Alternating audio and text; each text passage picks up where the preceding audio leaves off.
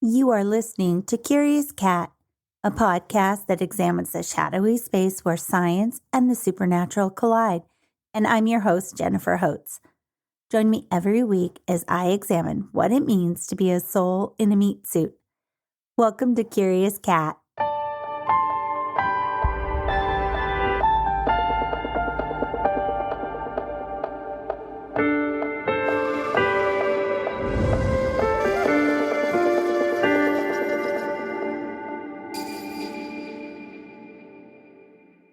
Hi there, I hope you're well.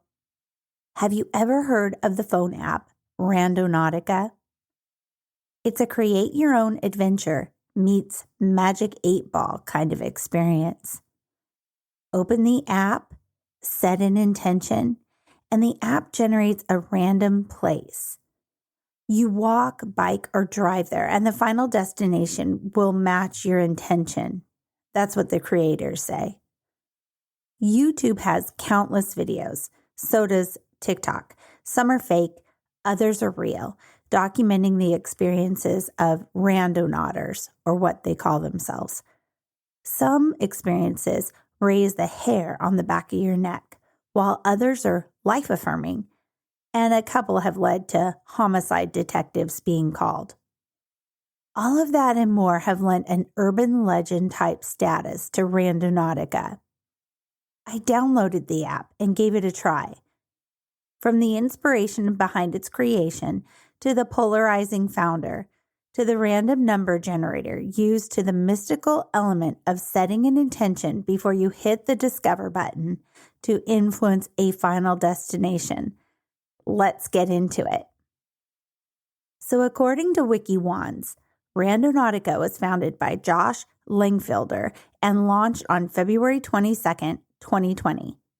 The app randomly generates coordinates that enable users to explore their local area and report on their findings. I found a bit more detail from Reddit. Randonauting is a way to turn the world around you into an adventure. Randonautica was created to send a randonaut outside of their day-to-day routine by using a quantum random number generator to derive a coordinate to journey to. Early results are showing there might be more to mind-matter interaction than we once knew. The Randonauts movement is a global phenomenon. We welcome all curious explorers. According to its creators, the app is an attractor of strange things. It makes sense that the Reddit description is more in-depth. 3 weeks after launching the app, founder Joshua Langfelder set up the subreddit Randonauts. If you're curious, the link to it is in the show notes. Scroll down as much as you like and read real-time stories of people's adventures. Some are funny and some are powerful and poignant, while others have that spooky vibe. Randonautica is available free at all smartphone app stores. Recently, though, they added features you can unlock with in-app purchases, but those aren't necessary to enjoy the fun. If you're still confused about what Randonautica is, put simply, it's an app that generates a point of interest you can walk to, bike to, or drive to. If you've ever gone geocaching, then you'll get the gist. You're given a geolocation and get as close as possible without trespassing or putting yourself in harm's way. Have you played Pokemon Go?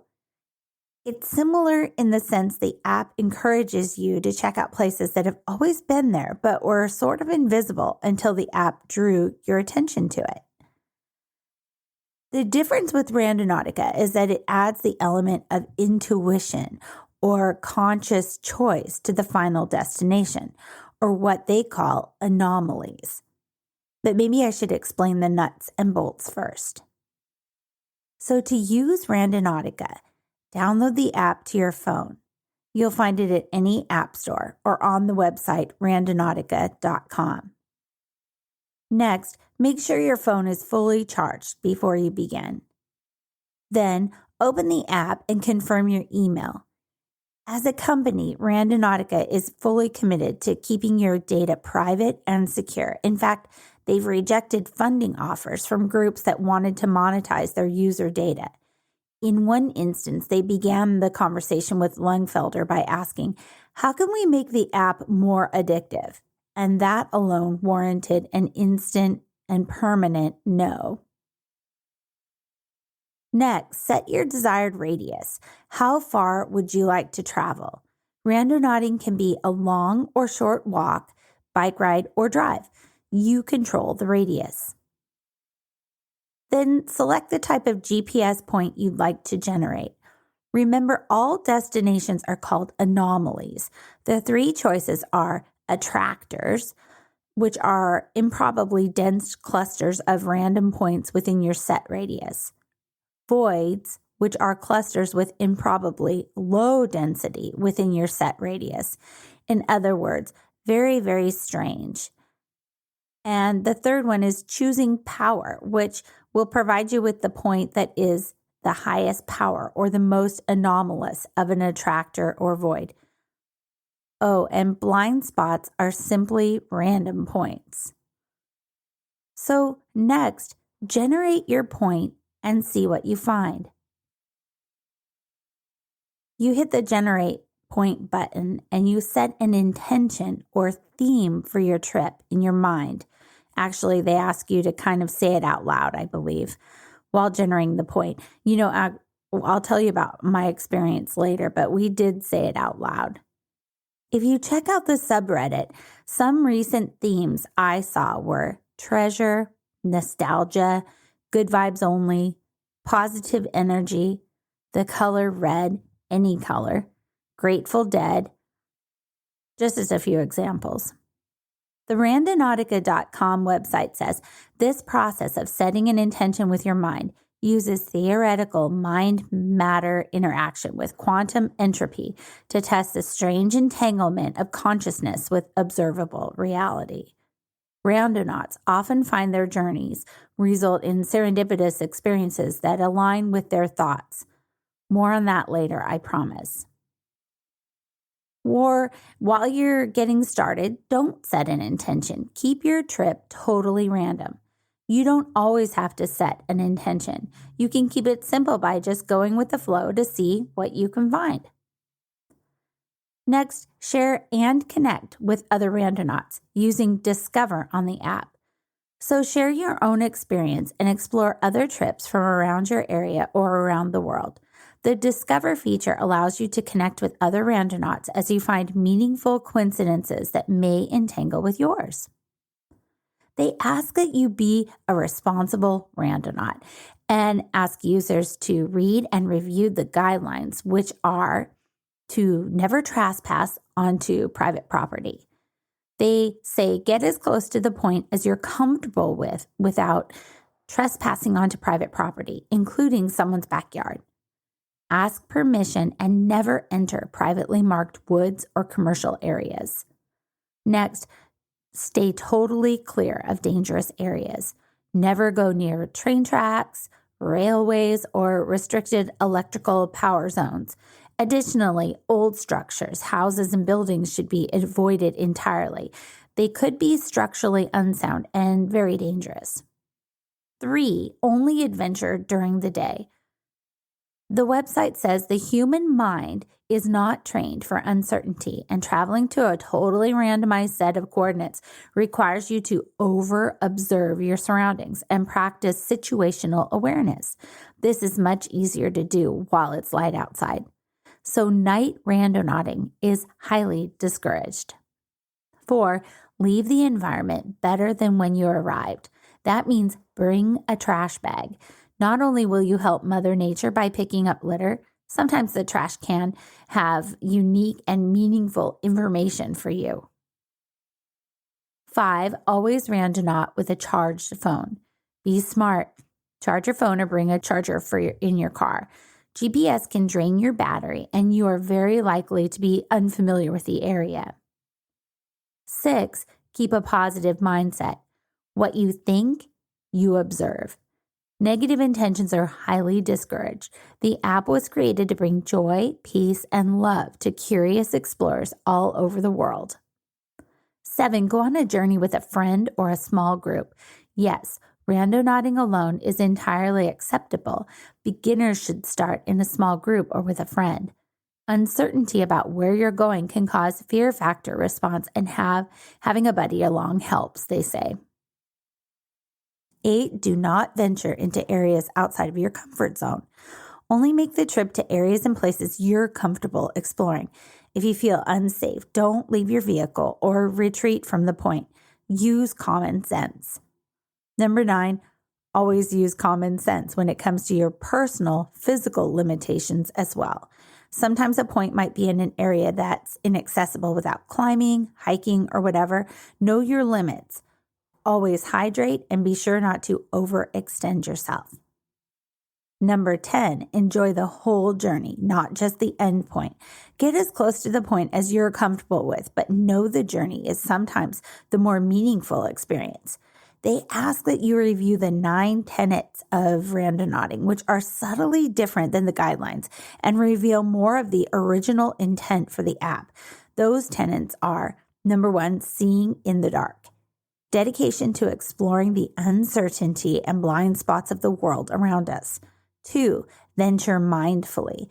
Pay attention, practice safety, and situational awareness. 3, be sincere.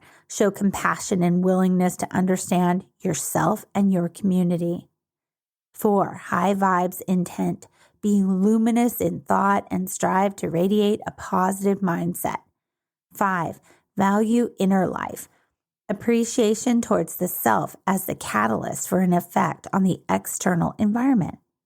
6, bridge cultural gaps. Share experiences to assist in understanding the beauty of shared global consciousness. 7, transform and shift. Curiously test the theory of quantum randomization and the possibility to change a life path or shift into a new, better space and time. 8, bring a trash bag. Be respectful of the environment and always leave the place you traveled better than how it was before. And number 9, synchronicity. Diving into randomness to find connections and meaning for both the individual and the community, using serendipitous occurrences to guide you on your path.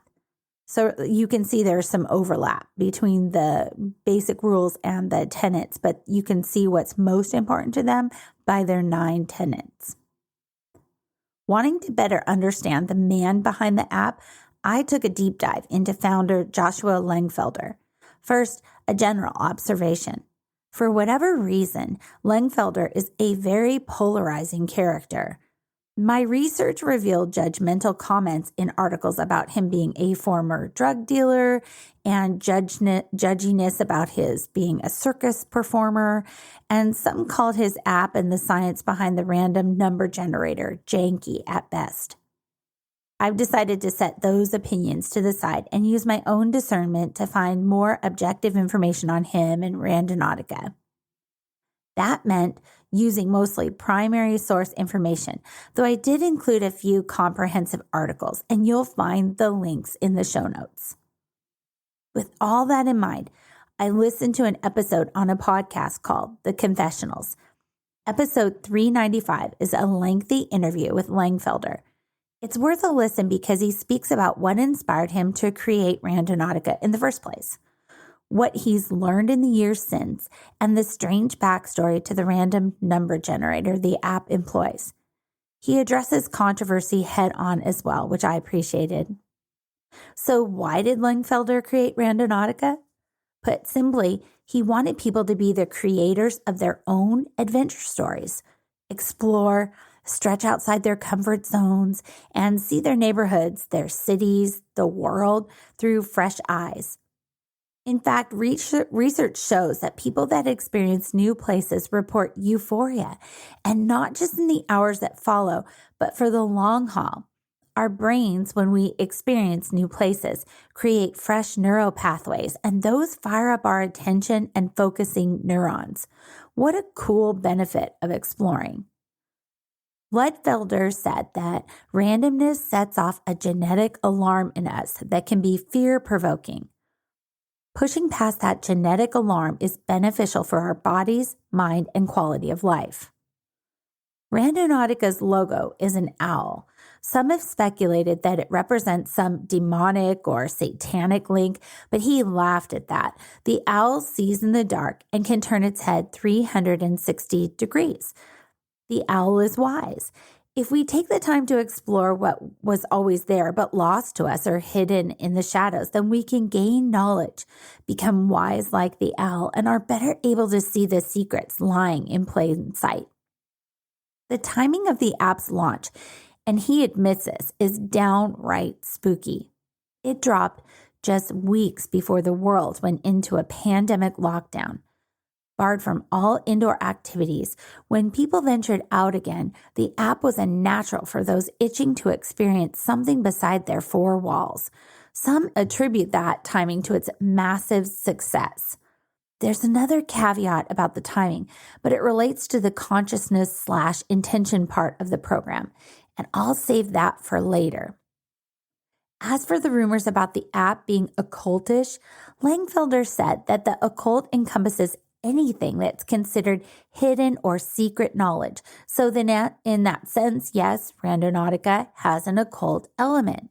He went on to explain much of the science we take for fact today was once thought of as being part of the occult because it was knowledge only a few had access to. And it wasn't widely accepted yet, and only later brought out into the light.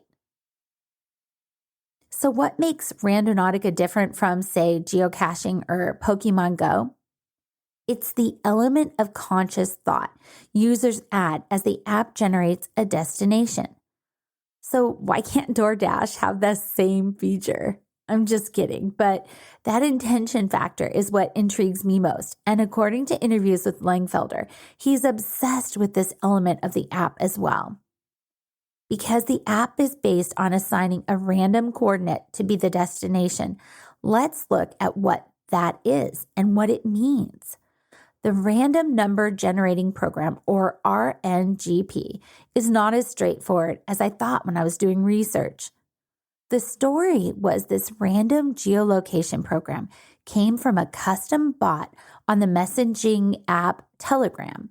Langfelder was supposedly part of the group that built the bot, but another source said they used a program running off of an Australian-based system, and when the massive wildfires hit Australia, they had to find a new way to generate the random numbers. That's when they created another method that uses the phone's camera combined with online maps and what they call the mind matter, or the intention spoken out loud by the randonauter. Langfelder says in the interview I mentioned that the original program is related to the one the CIA used during their now infamous Project Stargate program back in the 1970s. If you haven't heard of that before, Project Stargate is a multi-million-dollar secret operation enacted by the CIA during the Cold War to get ahead of Russia using the powers of the mind. From remote viewing to telepathy to predicting the future, they used randomized geolocations to train seers. From the Atlantic article, the basic premise of Randonautica, that your brain can influence a random number generator, comes from controversial research conducted at Princeton beginning in 1979. There, the late engineer Robert G. John spent decades exploring the largely derided hypothesis that people could use micro-psychokinesis to affect machines in very small ways. This theory, which has generally been dismissed by other scientists, is cited on the official Randonautica website and extrapolated to suggest that a person can focus on any kind of specific feeling or noun and then be led to coordinates that somehow correspond to it. Brenda Dunn, John's lab manager for many years, told the founder in an email that this seemed plausible to her. I would predict that the results produced with the Randonautica app would demonstrate meaningful correlations only occasionally, but more often than might be expected. Though she added, the app has a psychological aspect that would prime users to notice coincidences and mystery. Founder Langfelder said he was also motivated to create Randonautica after learning about companies like Qualtrics that gather our data, and in most cases unbeknownst to us, and then pair it with artificial intelligence to create ads that sell to us based on what we read, search for, interact with, ask Siri or Alexa about, or is overheard by our phones and computer microphones. He wants to counter this movement with real experiences. By the way, I did some research on the company Qualtrics and the idea that what data is gathered on us without our knowledge being used to sell us harder on products or ideas is like something out of a science fiction movie. From Qualtrics' website, it says, quote, like a digital version of the elf on the shelf, virtual assistants are always ready to listen from nearby as a smart speaker or in your phone. They snap to attention when you call their name. I'm going to dedicate a whole episode on this trend that blurs the lines between virtual worlds and reality that I find unsettling. But back to the randonauting. YouTuber called Most Amazing Top 10 gave us her top 10 scary Randonautica stories. So as 10, she said, a user set his intention to the ending, and the app brought him to a cemetery. Not only that, the coordinate was exactly where a freshly dug grave was. Number 9, someone set their intention to something creepy. The friends had been joking earlier that if they'd been soldiers in a war, they'd have been blown up by a mine. Well, the app sent them to a memorial marker for a soldier that died when a mine exploded in 1945. Number 8, the abandoned. The randonauts were directed to wooded land. In the center, they found an abandoned house. Signage warned them to stay out, which they did, especially after hearing a low and persistent growl. Number 7, the figure. The app led a guy down a dark dirt road that stopped at a dead end. He and his friends came across a dead cat and fled. Once they were safe at home, they went through their photos that they took, shocked to find a ghostly figure standing in the background of one picture. Number 6, the stalker. A woman broke 3 rules. She went randonauting alone, her phone wasn't charged, and she went at night. After setting her intention to friendship, she arrived at her destination to find a creepy van waiting for her. It was midnight and the place was a void, so no one should have been there. She freaked out and drove away, but the van followed her. She eventually lost the van, thank goodness. Number 5 is the animals. One user set his intention to find something spooky, which no one should do.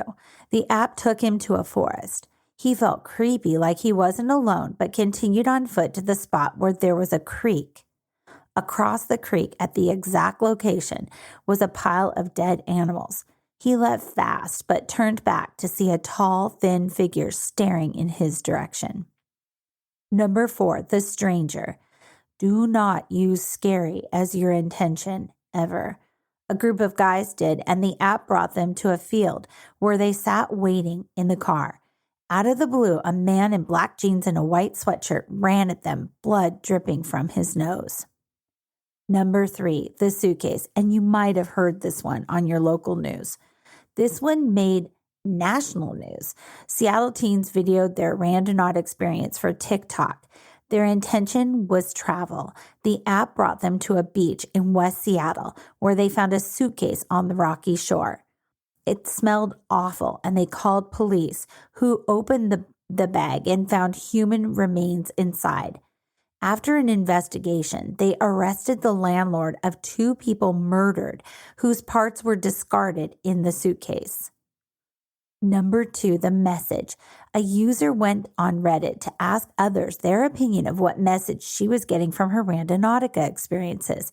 She'd asked multiple times, what are my boyfriend's true intentions towards me? 3 times she'd been led to large bodies of waters with rocks. Finally, the woman asked the app, is he going to kill me? The app responded by bringing her to the apartment complex called Bristol, the same name as her boyfriend. Redditors said he was going to kill her for sure and dispose her body in a large body of water. Number 1 is called the dangerous hobby. So the last scary incident is way more general. One user posted a warning to others about how dangerous he felt the app is, saying it took him to dark places where he saw a gang fight once and he saw an elderly man fall into a ditch another time. And then one time when he was out randonauting, his house was broken into. There are some sweet stories out there too. One user was looking for love. The app directed her to a side entrance to a cemetery. It was the graveyard that held her beloved brother.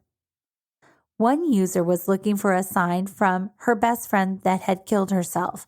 The app brought her to a location where she found a large raven feather lying on the ground. In life, her best friend had said her spirit animal was definitely a raven. One user set an intention to have a sign from her deceased grandma.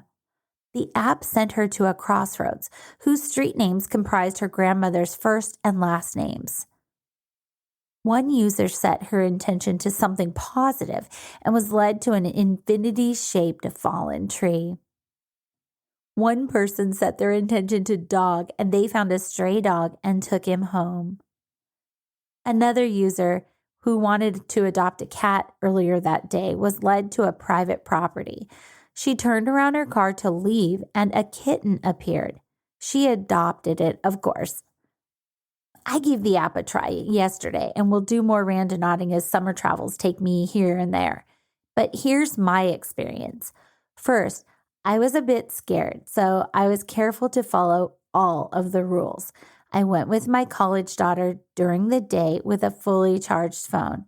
The app founder has said that 3 is the magic number, as in 3 locations. We did 4. The first wasn't much to report. After opening the app and changing the radius, I set the intention of happy vibes, peek into the future. The screen showed the owl flying, and the words encouraged me to keep setting my intention. Then the app glitched and booted me out. I reopened the app and tried again, but remember Harry Potter when he says diagonally instead of Diagon Alley? My intention was like that, a muddled mess. We drove to the area and I got out and searched on foot, finding a truck trailer at the spot with a metal box chained to the back, all of which was in an undeveloped lot not far from our old house, the one my kids were raised in for the first 10 or so years of life. The second location we were able to clearly set as good vibes. We drove into an area we'd been through countless times, then turned on a street we hadn't known existed. The street was lovely and quiet, even though it was a stone's throw from a super busy road. There was a charming house with a cobbled stone stairway, but on the final destination, the actual spot, sat a truck filled with potting soil. The license plate was from Wisconsin and included my sweetie's initials, so it was fun but not jaw-dropping. We generated the third location with the intention of, what does the universe want and need us to see? And we took to the road. Soon we were in a familiar area, but one right turn and we both couldn't believe this neighborhood has been here all along and we'd been oblivious. It was green, hilly, full of cozy looking apartments and condos. The spot was along a road, but we weren't sure exactly where. We parked and walked in the general direction. We noticed a creek and had a chain link fence around a big field, and inside of which there was a small abandoned house, but those weren't on the spot that the app had located for us. Finally, we made it to the right place. We looked around on the ground for something interesting, profound, something with meaning. What did the universe wish for us to see? Then my daughter looked up. "Look at that tree," she said. It was gigantic. Up the entire trunk was this lattice work of ivy. We guessed the tree had to be at least 100 or so years ago. We took photos that don't do this ancient beauty justice. And I don't know why that's always the case, but it was the truth with this tree for sure. Back in the car, we generated our fourth location. We wanted a void, which many say guarantees a scary experience. And we set our intention as treasure. We set off in the car. Right turns, left turns, more right turns, and we were in another charming part of our town we'd never even known existed until this very moment. The location was part of this unlandscaped area. Right past the spot was a gigantic willow tree and a field of wild flowers. There was also a wheelbarrow, but to get to it, we would have had to cross into private property, so of course we didn't. The coordinates were right where a bowling ball sat on top of a stone column. That was our treasure, and that was kind of cute, I thought. Overall, we had such a great time rediscovering our town through the app. I can't wait to try it again as we travel other places. Lots of YouTubers swear they'll never try the app again after their experiences, but I noticed they continue to post more of their experiences. I found one serious critic of Randonautica, Lucia Grossaro, who wrote an article on Psychology Corner titled Randonautica, a Dark Phenomenon Predictive of a Dangerous Future. Yes, she really doesn't like the app. Here's a summary of her thoughts, and of course, you'll find a link to her article in the show notes. She explores why the app seems to fulfill users' expectations, attributing success to self-fulfilling prophecy, which is when people who try it believe it works. They believe using the mind to influence the outcome also works, so they will strongly expect that when they use the app, she says, the explanation is that their mind provided the meaning for the physical reality. It did not create it. She also mentions priming. The app asks users to manifest a goal for the randomly generated location. Some seek a happy experience, while others are looking for spooky or mysterious adventure. She says that if your mindset while moving to the target is happy, then you'll notice flowers and puppies. And if, say, you put in death, you'll notice graffiti on a wall or a tombstone-like stone. Priming, she explains, is a psychological phenomenon in which exposure to one stimulus influences a person's reaction to a subsequent stimulus. It's a lens we put on to perceive our world. She mentions confirmation bias. We like being right, she says, and in order to be right, we have to carefully pick evidence that agrees with that extruded outcome. She also says this works when we look back as well. We'll tell the story as though it all aligned the perfect way, editing out that the geolocation was across the street or whatever. She goes further to say there's something called cherry picking fallacy. This is a broader version of confirmation bias. This made me giggle because she so wanted to prove her point that she did this exact thing when creating a section called cherry picking fallacy, which is another way of saying confirmation bias. But back to the article. This seems to be more about the source of the information we either accept or reject. That believers in the phenomenon may only consider valid those accounts that validate the app and present successful results. Again, I have to interject here. She's assuming that users consider successful results as those that give them concrete, direct evidence of their initial intention. When I used the app, I delighted in seeing my town from a different point of view. Finding our intentions in the final destinations was a stretch, especially for the first 2 points, but it was still a success because I was with my daughter having a great time. Her article goes on to talk about the dark social phenomenon and its dangerous future. Grossaro says games like Pokemon Go and similar games apps pose social dangers and how they may gradually shape society. She says the same ideas apply to Randonautica. So how? It promotes an external locus of control. Locus of control is a concept that refers to a person's self-perceived center of control and responsibility. Internal locus of control relates to a person thinking they are in charge of their own life. External locus means our fate is in the hands of others. She argues that Randonautica controls a player's fate. It makes one a follower. She says that although you somewhat pick the pin on the map, you're no longer in control. I'm guessing she didn't download or try the app because Though the app generates the point, I felt fully and completely in charge of the adventure. I drove the car.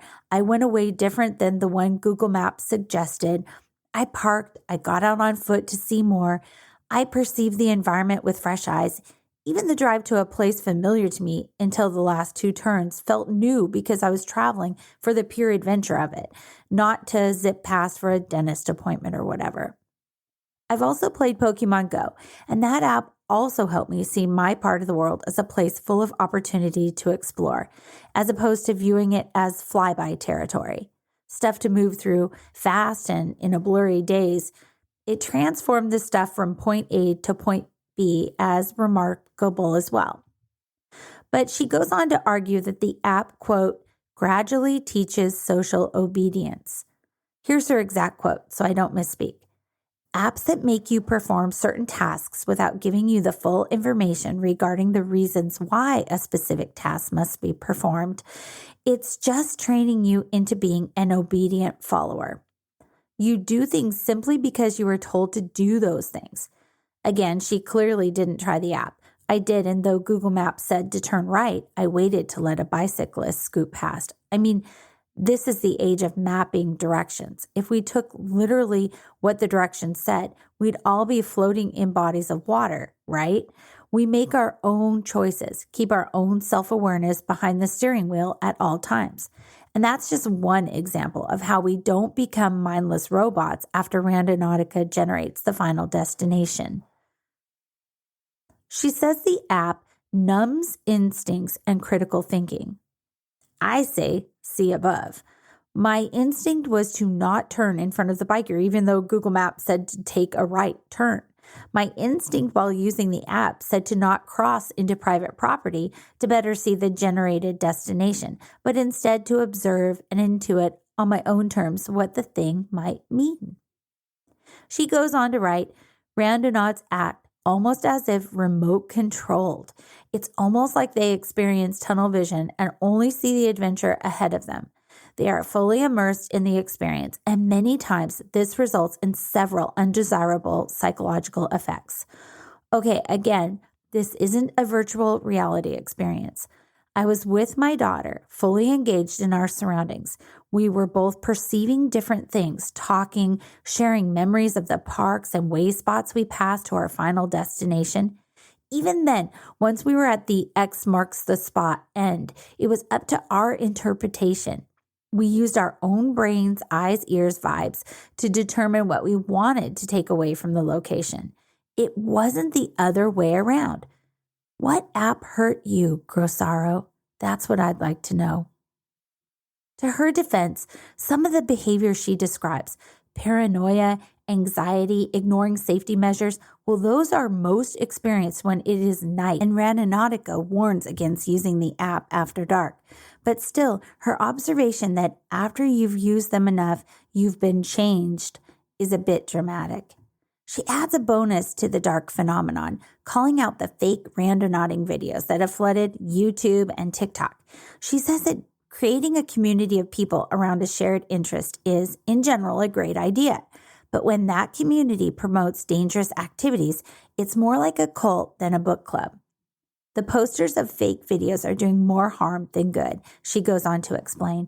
She worries for those that decide to replicate the outlandish results, possibly causing themselves harm in the process. Quote, as it is almost always the case with pseudoscientific environments, they prey and thrive on the vulnerable. This is one of the apps that knowingly put people in physical and mental danger. I agree with her about the toxic cyber environment those fake videos create, but I've seen through the teens in my life that they have actually done more to dissuade people from using Randonautica at all. In fact, the creators make the rules and tenets very conspicuous on their website, and in that way are encouraging daytime use, creating intentions that are positive, actively dissuading users from using the app for dark or nefarious purposes. Their response, looked at from the beginning, is somewhat schizophrenic. They were the benefactors of those fake videos going viral and the urban legend status that it led to. The creator himself talked about how he felt that COVID, with the whole death narrative and also people living in isolation for a year, might have been the reason that so many dark things seemed to be happening and waypoints were generated at the beginning of the app's inception. But I go back because they have benefited from this. So yes, that urban legend status they benefited with millions of downloads. It became the app of the summer last year, but that dark side has kept people away. And now on TikTok and YouTube and Reddit, people call out the fakeness of some of the experiences. If Randonautica is to survive, in my opinion, they're going to need to update the app to exclude private property, or at least have a warning, like some additional part of their mapping system. They need to exclude bodies of water, so those can't generate waypoints. And it can't be as an add-on feature that you have to pay for like it is now. They need to further discourage night usage in an even bolder way. I'm not sure what that is. I will use it again with other people during the day and always with positive intentions. I like the way it made what was invisible to me visible. It was interesting and inspiring. Thank you for listening to Curious Cat.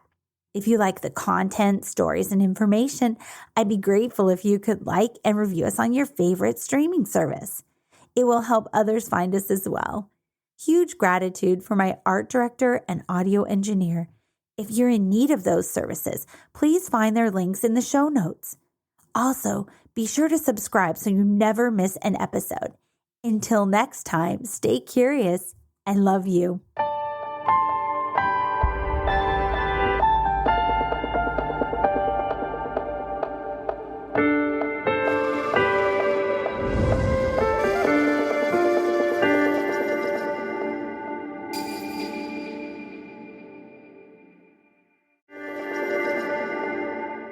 Hey, you. Yes, you. Are you looking for a new podcast that appeals to your scientific curiosity, but is also a little bit spooky? Show me how I died in a past life. Well, look no further, because this cat is where it's at. He had concerns about the ethics surrounding AI, feeling they had achieved consciousness. Curious Cat Podcast examines the shadowy space where science and the supernatural collide. Listen every week with your host, Jennifer Holtz, as she and her guests explore what it means to be a soul in a meat suit. We were healing karma together. They were all kind of predestined to resolve something. Listen on all your favorite streaming apps and continue the conversation on Twitter at CuriousCatPodCA, or find Jennifer and all her links at Jennifer L. Holtz, spelled HOTES.com.